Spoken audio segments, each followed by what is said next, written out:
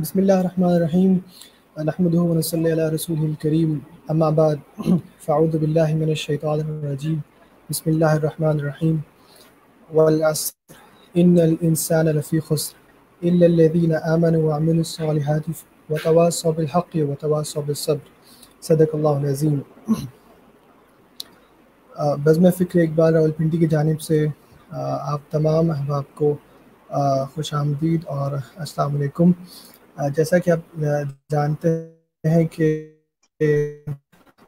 گزشتہ تقریباً 2.5 برس سے یہاں راولپنڈی میں بزم فکر اقبال نے ایک سلسلے کا آغاز کیا تھا، جس کے تحت فکر اقبال کو عام فہم انداز میں عام نوجوانوں تک پہنچانے کے لیے 15 روزہ لیکچرز کا آغاز کیا گیا تھا، جو کہ اور اس سلسلے کے تحت تقریباً 2.5 سال میں ہم نے 50 کے قریب جو ہیں وہ لیکچرز منعقد کیے ہیں الحمدللہ. چونکہ سب جانتے ہیں کہ آج کل کے حالات اور جو آزمائش ہم پہ آئی ہے کرونا کی وجہ سے، اور اس کے تحت جو لاک ڈاؤن ہو چکا ہے، اس کی وجہ سے یہ جو لیکچرز کا سلسلہ چل رہا تھا اس پہ کافی تعطل آ گیا تھا. تو اس کو ہم نے کور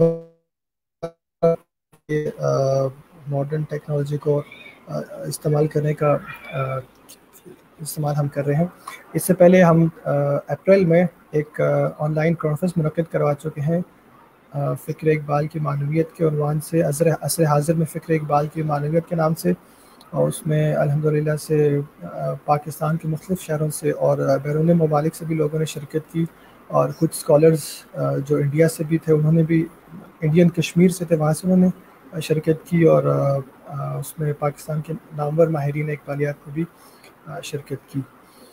تو اس سلسلے کو آگے بڑھاتے ہوئے جو ہمارا جو فکر اقبال لیکچر سیریز تھی، وہ اب ہم آن لائن منعقد کرنے جا رہے ہیں، اور اس سلسلے کا آج پہلا لیکچر ہے، پہلا آن لائن لیکچر ہے، جس کا عنوان ہے جس کا پہلا حصہ ہے پروفیسر قمر اقبال صاحب اس پہ گفتگو فرمائیں گے. میں آج کا جو عنوان ہے وہ ہے مطالعہ اقبال اور اقبالیات کے بنیادی ماخذ. اس کا آج پہلا حصہ ہے. میں آپ کے اور پروفیسر صاحب کے درمیان زیادہ حائل نہیں ہوں گا. میں دعوت دوں گا پروفیسر قمر اقبال صاحب کو، جو نامور ماہر اقبالیات ہیں، مختلف یونیورسٹیز میں لیکچرز دیتے ہیں، اور ہمارے بزم فکر اقبال راولپنڈی کے صدر بھی ہیں، کہ وہ آج کے اس موضوع پر گفتگو کا آغاز کریں.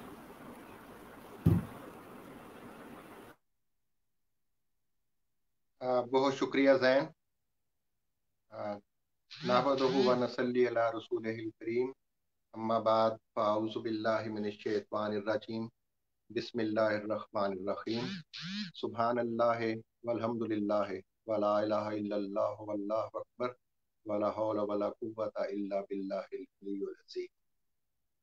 اللہ تعالیٰ کا احسان اور لاکھ لاکھ شکر کہ آج ایک مرتبہ پھر بزم فکر اقبال کے زیر اہتمام میں آپ سے مخاطب ہوں. عزیز اہل وطن اور نوجوانوں، آج کل جو دور چل رہا ہے وہ سب کے سامنے کہ اللہ کی طرف سے جو وبا آئی ہوئی ہے، اور جس مصیبت میں ہم گرفتار ہیں، جس کی وجہ سے گھروں میں تقریباً بند ہو کر رہ گئے ہیں، اور زیادہ تر علمی اور ادبی سرگرمیاں جو ہے وہ تعطل کا شکار رہیں. لیکن ہم نے یہ سوچا کہ زیادہ تعطل اس میں نہیں آنا چاہیے، اور آپ سے اس پلیٹ فارم کے ذریعے پھر مخاطب ہوا جائے. لہٰذا ہم نے یہ فیصلہ کیا کہ آن لائن لیکچرز جو ہیں وہ آپ کی خدمت میں پیش کیے جائیں.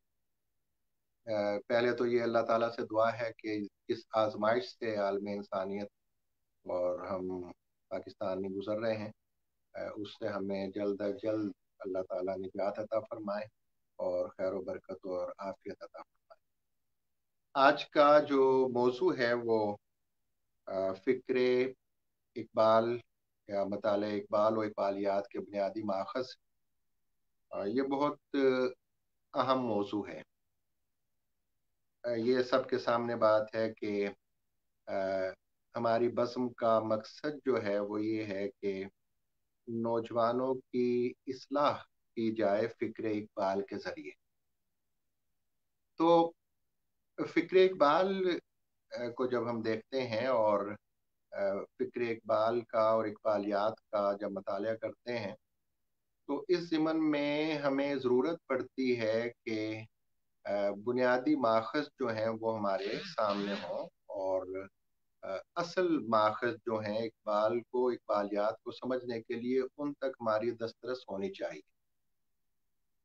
اب چونکہ میں نوجوانوں سے زیادہ تر مخاطب ہوں اور نوجوانوں کی تربیت مقصود ہے، اس لیے طالب علمانہ انداز میں ان کے ساتھ گفتگو کی جاتی ہے، لہٰذا میں تھوڑی سی عنوان کی وضاحت بھی کر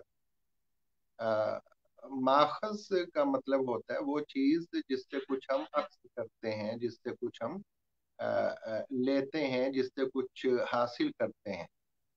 انگریزی میں سورس یا سورسز انہیں کہا جاتا ہے، یعنی کسی چیز کا جو منبع ہو یا جس سے کوئی چیز برآمد کی جائے، جس سے کوئی چیز نکالی جائے، جس سے کوئی چیز حاصل کی جائے، جو چیز جس سے کوئی چیز اخذ کی جائے اسے ہم ماخذ کہتے ہیں۔ مثال کے طور پر اقبال کی فکر کے حوالے سے، آپ کی زندگی کے حوالے سے، آپ کی سوچ کے حوالے سے، آپ کے زمانے کے حوالے سے اگر ہم نے واقفیت حاصل کرنی ہے تو ہمیں سورسز کی طرف، ماخذ کی طرف رجوع کرنا ہوگا، کتابوں کی طرف جانا ہوگا۔ تو عام طور پر ہمیں اندازہ نہیں ہوتا کہ کسی شخصیت کا، کسی کی فکر کا، کسی کے زمانے کا مطالعہ کرنے کے لیے کن کتابوں کی طرف رجوع کیا جائے، کن کتابوں سے استفادہ کیا جائے اور کن سورسز سے استفادہ ہم کریں۔ تو یہ لیکچرز جو ہم اب سلسلہ شروع کیا ہے، یہ پہلا لیکچر ہے، اس کے بعد انشاءاللہ 2-3 اور لیکچرز ہوں گے۔ اگر آپ قلم اپنے پاس رکھیں گے اور کاغذ بھی میسر ہو تو بہتر طور پہ آپ ان چیزوں کو لکھ کر اور ان سے استفادہ کر سکیں گے۔ نیٹ پر عام طور پر جن کتابوں کی طرح میں ذکر کروں گا وہ موجود ہوتی ہیں، یا پھر ہمیں بک سینٹر سے آسانی سے مل سکتی ہیں۔ کوئی نایاب کتابیں نہیں ہیں، میں بالکل آسان ماخذ آپ کو بتاؤں گا جن تک انشاءاللہ سب لوگوں کی رسائی ہو سکے گی۔ لیکن یہ موضوع اس لحاظ سے بہت اہم ہے کہ عام طور پر جب ہم مطالعہ کرتے ہیں کسی بھی موضوع کا، کسی بھی مضمون کا، کسی بھی سبجیکٹ کا، تو بعض اوقات اس میں بھٹکنے کے خدشات ہوتے ہیں اور غلط راستے پر چل نکلنے کی صورتحال بعض اوقات پیدا ہو جاتی ہے۔ اس لیے بنیادی ماخذ جو ہیں ان تک رسائی بہت ضروری ہوتی ہے، اور خاص طور پر جب ہم کسی عظیم شخصیت کا مطالعہ کرتے ہیں تو اس کا مطالعہ کرتے ہوئے اس کے دور کو، اس کے زمانے کو، اس کے حالات کو، اس کے خاندان کو دیکھنے کی ضرورت پیش آتی ہے۔ اس بات کو آپ نے سمجھ لینا ہے، بجائے اس کے کہ ہم ڈائریکٹ براہ راست تنقیدی کتابوں کی طرف چلے جائیں اور جس شخصیت کا ہم مطالعہ کر رہے ہیں، جس کی فکر کا ہم جائزہ لے رہے ہیں، براہ راست اگر اس پر تنقیدی کتابوں پر ہم چلے جائیں گے تو ہم وہ کتاب لکھنے والے کی سوچ پر چل رہے ہوں گے، خود ہمیں معلوم نہیں ہوگا کہ یہ بات صحیح کہی جا رہی ہے یا کہ غلط ہے۔ لہٰذا اب ہم اپنے موضوع کی طرف آئیں گے۔ علامہ اقبال کا مطالعہ کرنے کے لیے اس اصول کے تحت ہمیں سب سے پہلے علامہ اقبال کے زمانے سے واقف ہونا ہوگا۔ آپ کس زمانے میں اس دنیا میں تشریف لائے اور آپ کی پرورش جو ہے وہ کس زمانے میں ہوئی، اور اس زمانے میں मुसलमानों के सियासी, समाजी, माशी, माशरती, अखलाकी और मजहबी और दीनी हालात क्या थे और क्या रुझानात। ये तमाम बातें अगर हमारे पेश नज़र होंगी तो फिर हम इकबाल की शख्सियत का और आपकी फिक्र का सही तौर पर मताला कर सकेंगे, और नक्काद इकबाल के हवाले से, आपकी फिक्र, आपके कलाम के हवाले से जो कुछ कहते हैं उसे परख भी सकेंगे कि ये बात सही कही जा रही है या नहीं। जब हमारे सामने इकबाल की शख्सियत आपके ज़माने के एतबार से और आपके ख़ानदान के लिहाज से होगी तो फिर सही तौर पर हम किसी नतीजे पर भी पहुंच सकेंगे और इकबाल की फ़िक्र को भी सही तौर पे समझ सकेंगे। तो अजीज तलबा और नौजवानों, ये बहुत ज़रूरी होता है कि जिस शख्सियत का मताला कर रहे हैं उसके ज़माने से, उसके माहौल से वाकिफ। तो जाहिर है कि हमने ये लेक्चर जो है इस हवाले से है कि मैं आपको माखज़ बता दूं जहां से आप ये मालूमात हासिल कर सकते। तो सबसे पहले इकबाल के ज़माने को हमें देखना होगा। ये बहुत अहम बातें हैं कि किस तरह से एक शख्सियत का मताला हमने करना है। सबसे पहले उसके ज़माने को देखा। तो इकबाल का ज़माना देखने के लिए और आपके ज़माने के एतबार से आपकी शख्सियत और आपकी फ़िक्र का मताला करने के लिए जो अहम किताबें तीन चार हमारे सामने हैं उनका मैं जिक्र करूंगा। यकीनन आप कोशिश करेंगे कि इन्हें नोट कर लें और इन्हें हासिल करने की कोशिश करें और एक बाज़ाब्ता तौर पर एक तरीके के मुताबिक हम आगे बढ़ने की कोशिश करें। तो अजीज तलबा, ये लेक्चर चूँकि नौजवान नस्ल के लिए और तलबा के लिए है, जाहिर है कि बड़े लोग जो हैं और माहरीन जो हैं, इकबाल शनास हमारे दोस्त जो हैं, उन्हें तो इन किताबों का अच्छी तरह से अंदाज़ा होगा, उनकी तो टिप्स पर ये चीज़ें होंगी। लेकिन मुझे चूँकि नौजवान नस्ल को मताला इकबाल का सही तरीका बताना है और इकबाल की फ़िक्र से नौजवान नस्ल की रहनुमाई करनी है, इसलिए उनके उनसे मैं ज़्यादातर मुखातिब हूँ। तो अल्लामा इकबाल के फर्जंद जस्टिस जावेद इकबाल किसी तारुफ के मोहताज नहीं है। इकबालियात के ज़मन में आपकी बेशुमार खिदमात हैं और बहुत कुछ आपने अपने वालिद ग्रामी हज़रत अल्लामा इकबाल के हवाले से कौम को दिया है। तो आपकी मशहूर व मारूफ तसनीफ़ है जिंदा रूद, ये आपने नोट कर लेना है अपने पास। आपकी किताब है जिंदा रूह, और इस उन्वान का मतलब भी, इस नाम का मतलब भी आपको आना चाहिए। सदा बहार नदी या हमेशा बहने वाला दरिया, या वो दरिया जो कभी खुश्क नहीं होगा, उसे कहते हैं जिंदा रूह। हमेशा बहने वाली नदी, हमेशा बहने वाला, हमेशा रवां दवां रहने वाला दरिया, ये नाम रखा आपने अल्लामा इकबाल पर अपनी किताब का, जिंदा रूह। तो अज़ीज़ तलबा, ये किताब जो है वो मताला इकबाल में ख़ास तौर पर आपके ज़माने को समझने के लिए और आपकी शख्सियत को समझने के लिए बुनियादी हैसियत रखती है। आपकी ज़माने पर मुश्तमिल किताब है और आपके दौर को भी साथ साथ लेकर चलती है और तरतीब से यानी सन वार साल ब साल आपके आपकी फिक्र का मताला इस किताब में किया गया है और आपके सवाने हमारे सामने लाए।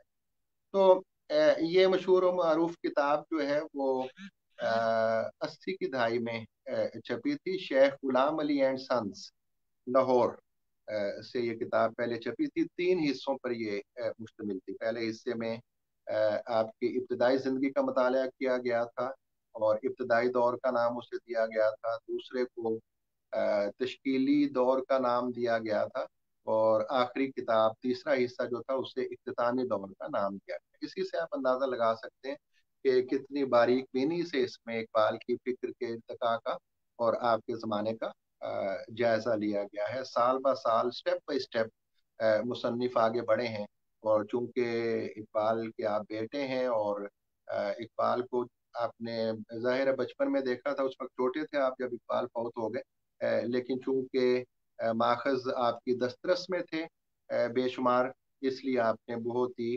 अच्छी तरह से इस किताब को लिखा। गो के अगलात इसमें भी मौजूद हैं, बाद में तनकीद काफ़ी चीज़ों पर हुई है, लेकिन बहरहाल बुनियादी तौर पर एक अच्छी किताब है आप के इकबाल की फिक्र तक रिसाई हासिल करने के लिए, आपकी शख्सियत को समझने के लिए। तो मैंने अर्ज किया आपसे कि इब्तदा में 3 हिस्सों पर ये मुश्तमिल थी। शेख गुलाम अली एंड सन्स जो लाहौर का बहुत बड़ा इशाअती अदारा है, वहाँ से छपी थी, लेकिन आजकल ये लाहौर का ये एक और अदारा है, संग मील पब्लिकेशंस, उनके ज़ेर एहतमाम एक ही जिल्द में छप रही है। जाहिर है कि तीनों हिस्से अलग अलग अंदर पॉइंट आउट कर दिए गए हैं, लेकिन एक जिल्द में ये दस्तयाब है। और जिंदा रूद जावेद इकबाल की लिखी हुई किताब संगे मील पब्लिकेशन से आजकल छप रही है, और यकीनन नेट पर भी मौजूद होगी। मैं आपको चंद साइट्स भी इंशाल्लाह साथ साथ बताऊंगा जहां से आप इन किताबों तक रसाई भी हासिल कर सकते। तो ये तो हुई पहली किताब। इकबाल की फिक्र का जो मताला करना चाहते हैं, इकबाल की शख्सियत को जो समझना चाहते हैं, आप ये समझ लें कि ये किताब उनके लिए पहली सीढ़ी की हैसियत रखती, जिंदा रूह। अब एक दो और किताबों के आप नोट करेंगे नाम। सबसे पहले तो जिंदा रूह से पहले दो किताबें जो छपी हैं मताले इकबाल में, इकबाल की शख्सियत और ख़ास तौर पर इकबाल के ज़माने पर अभी हमने फोकस किया हुआ है कि उनको समझने के लिए जो किताबें हमें मदद दे सकती हैं। तो इकबाल के बहुत करीबी साथी थे, दोस्त थे, अब्दुल मजीद सालिक, बहुत बड़े सहाफ़ी थे। तहरीक पाकिस्तान में बहुत अहम किरदार आपने अदा किया अपने अखबारात के ज़रिए, सहाफ़त के ज़रिए। आपकी किताब है ज़िक्र इकबाल, मौलाना अब्दुल मजीद सालिक जो इकबाल के करीबी साथी थे, दोस्त थे, उनकी किताब है ज़िक्र इकबाल। ये भी फ़िक्र इकबाल को समझने में, आपके ज़माने को समझने में, आपकी शख्सियत को समझने में बुनियादी हैसियत रखती है।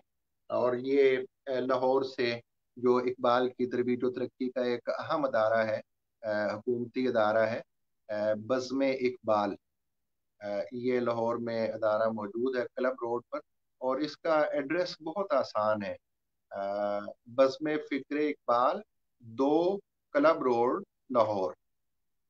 डाक के जरिए भी आप आसानी से ये किताबें यहाँ से मंगवा सकते हैं। तो दूसरी किताब मैंने आपकी खिदमत में अर्ज की, मौलाना अब्दुल मजीद तालिक की ज़िक्र इकबाल, जो बज़्म इकबाल लाहौर से छपी हुई और नेट पर भी आसानी से दस्तयाब हो जाती है। इससे भी आप इकबाल की फिक्र और ख़ास तौर पर उनके ज़माने और उनके माहौल, उनके ख़ानदान के हवाले से बहुत सी मालूमात हासिल कर सकते हैं। एक और अहम किताब जो इकबाल पर लिखी जाने वाली इब्तिदाई किताबों में आती, वो है डॉक्टर ताहिर फारूकी साहब की किताब सीरत इकबाल। बहुत मशहूर किताब है इकबालियात, और ये वो किताबें हैं कि इकबालियात से दिलचस्पी रखने वाले को ज़रूर इन किताबों तक रसाई हासिल करनी चाहिए और उसकी रसाई होनी चाहिए, और इन किताबों से उसे वाकिफ होना चाहिए, और ये किताबें उसने लाजमन पढ़ी होनी चाहिए। तो सीरत इकबाल डॉक्टर ताहिर फारूकी की मशहूर और मारूफ किताब है। मुख्तलिफ अदारों से ये छपती रही है, बहुत मशहूर किताब है। आजकल गालबन पिछले दिनों मैंने एक एडिशन देखा था कि लाहौर में दाता गंज बख्श रोड पर अलकमर इंटरप्राइजेस है, एक अदारा है, किताबें छापते हैं, वहाँ से ये किताब आजकल छप रही है, अलकमर इंटरप्राइजेस, गंज बख्श रोड लाहौर। ये इनका एड्रेस भी है, यहाँ से ये किताब आसानी से दस्तयाब हो सकती है। और आमतौर पर हर शहर में जो बड़े बुक सेंटर्स होते हैं, किताबों की दुकानें बड़ी जो होती हैं, वहाँ पे ये किताबें अब तक जो मैंने आपको बताई हैं ये दस्तयाब हो जाती हैं।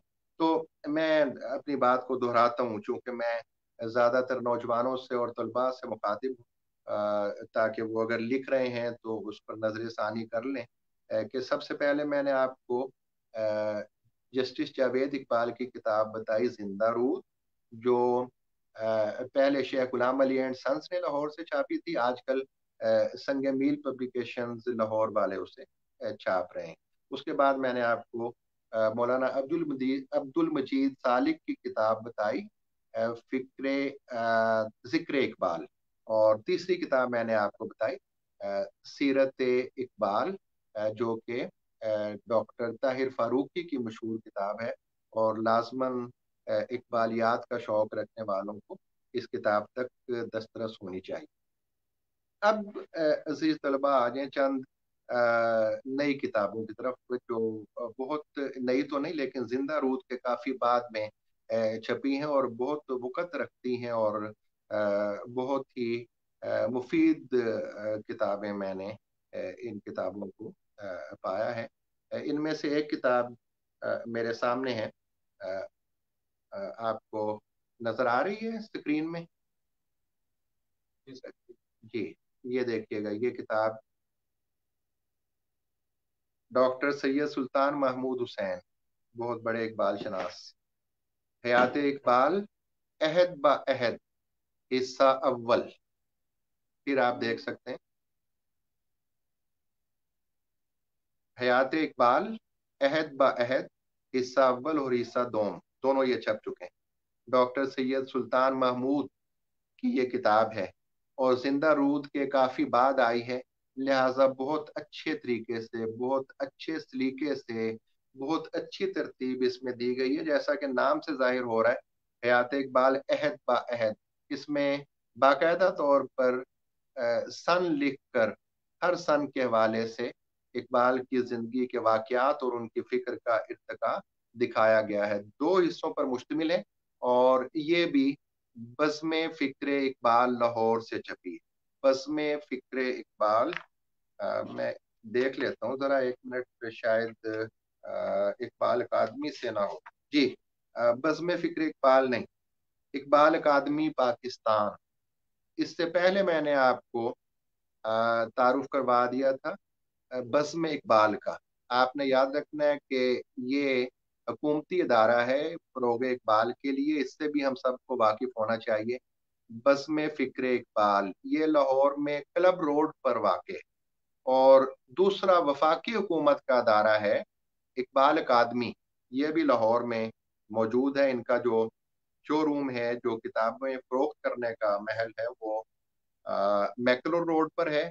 और ईवान इकबाल जो एक बहुत बड़ा एक बहुत बड़ी इमारत है फ़रोग़ इकबालियात के लिए, हुकूमत ने बनाई हुई है, उसमें इनका मरकज़ी दफ्तर मौजूद है। तो अगर आप डाक के ज़रिए मंगवाना चाहेंगे तो इकबाल अकादमी लाहौर मैकलो रोड लिख देंगे तो आसानी से किताब आप तक ये पहुंच सकती है। इकबाल अकादमी मैकलो रोड लाहौर, इतना सा एड्रेस काफ़ी रहेगा। बाकी नेट पर भी इंशाल्लाह आप इस किताब को तलाश कर सकेंगे। हयात इकबाल अहद ब अहद, इस किताब का मुताला भी आपने ज़रूर करना है। एक और बहुत अहम किताब है, और बहुत ही इस लिहाज से, इकबाल का दौर देखने के लिहाज से, इकबाल का ज़माना, आपकी शख्सियत का इर्तिका देखने के लिए बुनियादी किताबों में शामिल की जाती है। वो है डॉक्टर इफ्तिखार अहमद सिद्दीकी साहब की किताब है अरूज इकबाल, और इसका दूसरा हिस्सा है औज इकबाल। अरूज भी आपको मालूम है बुलंदी को कहते हैं, और औज भी बुलंदी को कहा जाता है। तो दो हिस्सों में ये किताब छपी है। ये भी बज़्म फ़िक्र इकबाल, जो लाहौर क्लब रोड पर है, उनसे छपे हैं दोनों हिस्से। मैं दोबारा नाम बताता हूँ आपको, बहुत मशहूर इकबाल शनास थे, माहिर इकबालियात थे, अल्लाह उन्हें गरीक रहमत करे, डॉक्टर इफ्तिखार अहमद सिद्दीकी। उनकी किताब है अरूज इकबाल, और इसका दूसरा हिस्सा है औज इकबाल। बहुत ज़बरदस्त किताब है, और इसमें भी मरहलावार स्टेप बाय स्टेप आगे बढ़ा गया है, और इकबाल की फ़िक्र को और शख्सियत को ज़माने के लिहाज से देखा गया। और इब्तदाई हिस्सा जो इस किताब का, उसमें इकबाल का ज़माना बहुत ही अच्छे तरीके से हमारे सामने रखा गया है, और बहुत कुछ इससे हम सीख सकते हैं, बहुत कुछ हासिल कर सकते हैं। तो अजीज तलबा और नौजवानों, ये چند کتابیں تھی جو میں نے آپ کے سامنے رکھی ہیں. یاد رہے کہ میں ترتیب سے آگے بڑھ رہا ہوں. لیکچر زیادہ لمبے بھی نہیں کرنے انشاءاللہ. 20-25 منٹ کے لیکچرز رکھے جائیں گے یا حد آدھا گھنٹہ, اور ایک ترتیب سے آگے ہم چلیں گے کہ اقبال کی فکر کو, آپ کی سوچ کو, آپ کی شخصیت کو, آپ کی شاعری کو, آپ کے کلام کو سمجھنے کے لیے کن ماخذ تک ہماری رسائی ہونی چاہیے. تو آج جو ہے وہ میں نے آپ کے سامنے یہ بات رکھی ہے کہ اقبال کی فکر, اقبال کی سوچ جو ہے وہ آپ کے زمانے کے لحاظ سے کیا اہمیت رکھتی ہے. آپ کی فکر کو, آپ کی سوچ کو, آپ کے کلام کو اچھی طرح سے سمجھنے کے لیے آپ کے زمانے کو سمجھنا بہت ضروری ہے, اور آپ کا ذہنی ارتقاء جو ہے وہ سٹیپ بائی سٹیپ, سلسلہ وار اور مرحلہ وار سمجھنا بہت ضروری ہے.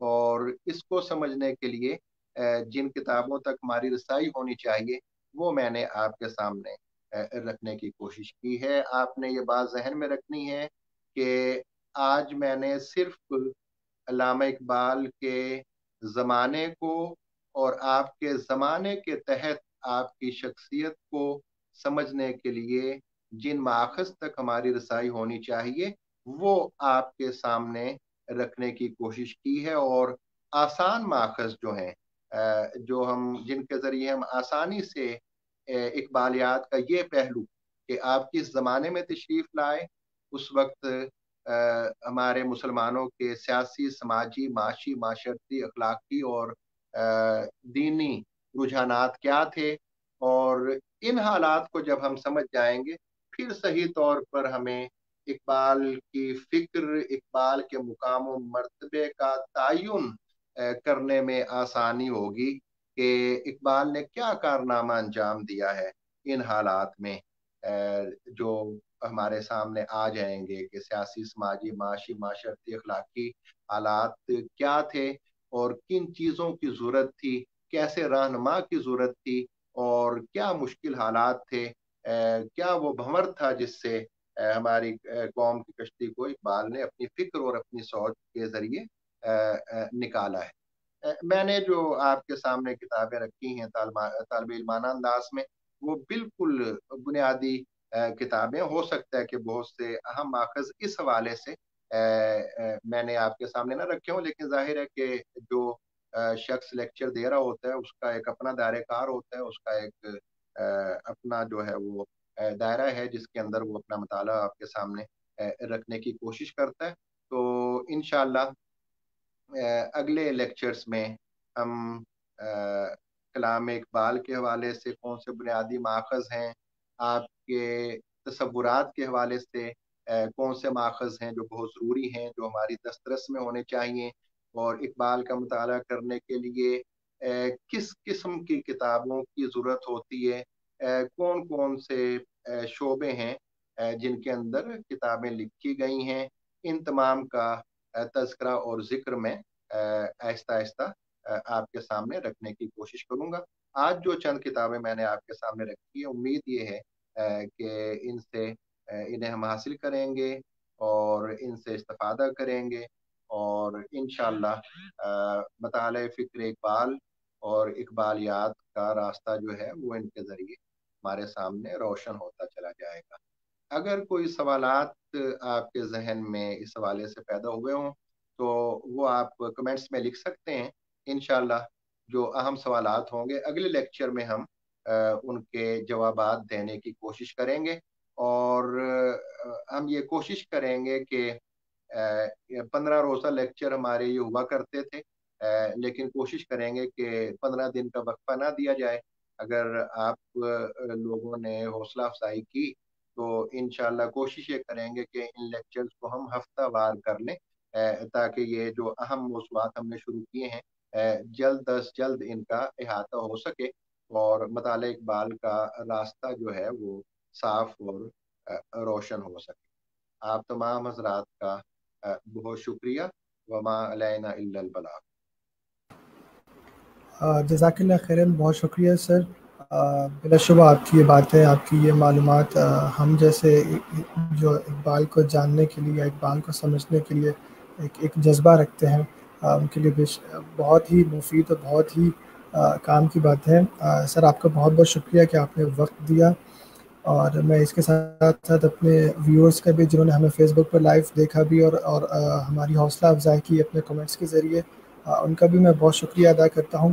اور آخر میں ایک اناؤنسمنٹ بھی کروں گا، ایک اعلان، یہ کہ چونکہ اب ہم نے یہ آن لائن لیکچرز کا اور اس طرح کی محافل کا آغاز کیا ہے، تو انشاءاللہ جمعرات کو، تھرسڈے کو، زوم پر ایک سوال و جواب کی نشست ہوگی بزم فکر اقبال کی زیر اہتمامی پروفیسر ادریس آزاد صاحب کے ساتھ، جو ماہر اقبالیات بھی ہیں، سائنس اور فلسفے میں ان کی مہارت ہے۔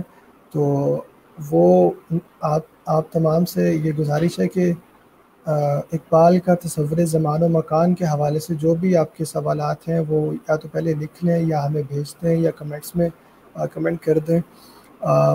انشاءاللہ وہ سیشن زوم پر لائیو کیا جائے گا جمعرات کو رات 9:30 بجے، جس کی باقی تفصیلات انشاءاللہ پیج پر شیئر کر دی جائیں گی آج رات تک، زوم کا لنک اور پاسورڈ وغیرہ۔ تو انشاءاللہ آپ تمام سے گزارش ہے کہ آپ اس میں بھی شامل ہوں اور اس سوال و جواب کی نشست سے بھی بھرپور استفادہ کریں۔ زین آپ صاحب، تمام کو زین جی سر، جی سر، ذرا مجھے 2 منٹ کے لیے لیں، ذرا 2 کتابیں بہت اہم رہ گئی ہیں۔ جی سر، آپ لائیو ہیں، آپ بات کریں۔ جی جی، جو احباب اور جو نوجوان دیکھ رہے ہیں، ابھی ذہن سم اپ کر رہے تھے، لیکن مجھے 2 کتابیں جو ہیں وہ ذہن میں آئیں کہ وہ بہت ضروری ہے اس سلسلے میں بتانا۔ ان کا نام بھی جو ہے وہ بالکل اس موضوع کے اعتبار سے ہے جس کے ماخذ میں نے آج آپ کو بتائے ہیں۔ ایک بہت بڑے اقبال شناس تھے اور ماہر اقبالیات، پروفیسر ڈاکٹر جگن ناتھ آزاد، ہندوستان سے ان کا تعلق تھا۔ پیدائش ان کی پاکستان کی ہے۔ اتفاق سے یہ میں جہاں پہ بیٹھا ہوں، نیو لال آزار، اس سے تھوڑا سا آگے جا کے علاقہ ہے لال کرتی، آپ نے سنا ہوا ہوگا، بہت مشہور پاکستان کا علاقہ ہے۔ وہاں پہ ان کے والد بھی بہت بڑے شاعر اور ادیب اور محقق تھے، اور ان کے یہ بیٹے تھے جگن ناتھ آزاد۔ لال کرتی کی ان کی پیدائش ہے۔ قیام پاکستان جب یہ تقسیم ہوئی ہے وطن کی، تو ہندوستان چلے گئے تھے۔ بہت بڑے اقبال شناس اور علم و ادب سے تعلق رکھنے والی شخصیت ہیں۔ ان کی مشہور کتاب ہے اقبال اور ان کا عہد، پروفیسر ڈاکٹر جگن ناتھ آزاد کی کتاب اقبال اور ان کا عہد۔ تو یہ اقبال کے عہد کو سمجھنے کے لیے بہت اہم اور بنیادی ماخذ ہے۔ ابھی حال ہی میں ہمارے ایک اور فیصل آباد کے دوست ہیں، ڈاکٹر افضل حمید، نوجوان ہیں، ہمارے دوست ہیں، اور بہت بنیادی کتابیں اقبال کے اوپر ان کی آ چکی ہیں۔ ان میں ان کی ایک کتاب ہے، اس کا نام بھی اتفاق سے یہی ہے، اقبال اور ان کا عہد، ڈاکٹر افضل حمید، اقبال اور ان کا عہد، ڈاکٹر افضل حمید۔ اور یہ غالباً فیصل آباد سے چھپی ہے، ابھی میرے سامنے نہیں ہے، اس کے ادارے کا نام میں بتانے سے قاصر رہوں گا، لیکن بہرحال مشہور کتاب ہے، آسانی سے دسترس میں آ جائے گی۔ صدارتی ایوارڈ یافتہ کتاب ہے، صدارتی انعام جو ہر سال عمدہ اور اچھی تحقیقی کتابوں پر ملتے ہیں۔ ڈاکٹر افضل حمید کی کتاب اقبال اور ان کا عہد صدارتی ایوارڈ یافتہ ہے۔ یہ بھی آج کا جو موضوع میں نے رکھا تھا کہ اقبال کا زمانہ، اقبال کے زمانے کو سمجھنا بہت ضروری ہے اقبال کی شخصیت کو سمجھنے کے لیے، تو اس میں یہ ایک اہم ماخذ ہے ڈاکٹر افضل حمید کی کتاب اقبال اور ان کا عہد۔ یہ اضافہ کرنا تھا میں نے، بہت شکریہ۔ اب مائک پھر میں زین کے حوالے کرتا ہوں۔ بہت شکریہ سر، آپ نے بہت ہی مفید اضافہ کیا الحمدللہ۔ اس کے ساتھ ہی ہم آج کی اس لیکچر سے آن لائن جو ایک بیٹھک سجی تھی سے اجازت چاہیں گے۔ انشاءاللہ اس جو مطالعہ اقبال کے ماخذ پہ جو لیکچر سیریز ہے، اس کا دوسرا حصہ انشاءاللہ اس کا اعلان اسی پیج پر بزم فکر اقبال facebook.com/بزم فکر اقبال پر بھی اس کا جلد ہی اعلان کر دیا جائے گا. اور ایک بار پھر آپ تمام کا سننے کا اور حوصلہ افزائی کرنے کا بہت شکریہ. السلام علیکم.